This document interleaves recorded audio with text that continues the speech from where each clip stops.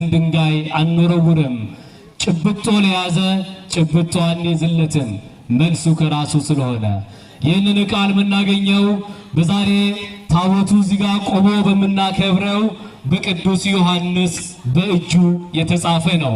ራዕይ ዮሐንስ ምዕራፍ 11 ቁጥር 19 ላይ በሰማይ ያለው የእግዚአብሔር መቅደስ ተከፈተ፣ የኪዳኑም ታቦት በመቅደሱ ታየ፣ መብረቅ ድምጽም ነጎድጓድም የምድርም መናወጥ ታላቅ በረዶም ሆነ ይለናል።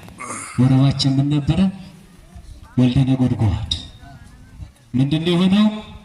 ራዕይ ዮሐንስ ምዕራፍ 11 ቁጥር 19 ይደግመዋለሁ። በሰማይ ያለው የኛ አይደለም፣ በሰማይ ያለው የእግዚአብሔር መቅደስ ተከፈተ፣ የኪዳኑም ታቦት በመቅደሱ ታየ፣ መብረቅና ድምጽ ነጎድጓድም የምድርም መናወጥ ታላቅ በረዶም ሆነ። ክብር ለአምላካችን ይሁን። ለሁላችሁ እግዚአብሔር ይመስገን።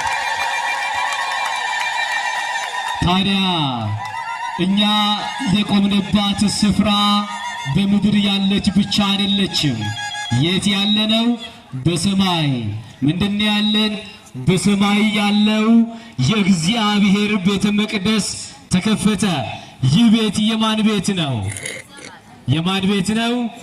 አያችሁ፣ የምንስመው የምንሳለመው የምንሰግደው ጣዖት አይደለም።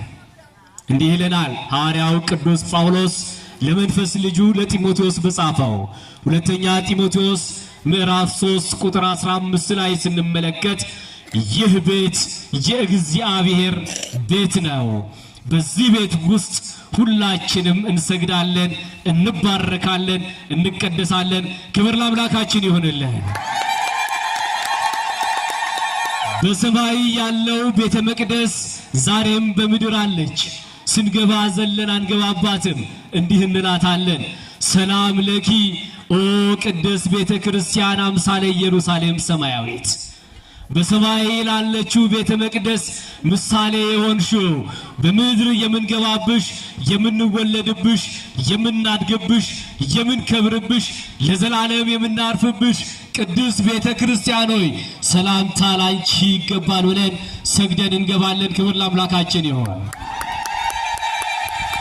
ልበ አምላክ ቅዱስ ዳዊት በመዝሙሩ ላይ እግሮችህ በሚቆሙበት ስፍራ እንሰግዳለን፣ ላንተም ያፋችንን ያንደበታችንን ምስጋና እናቀርባለን አለ። እድለኛ እኮ ነን።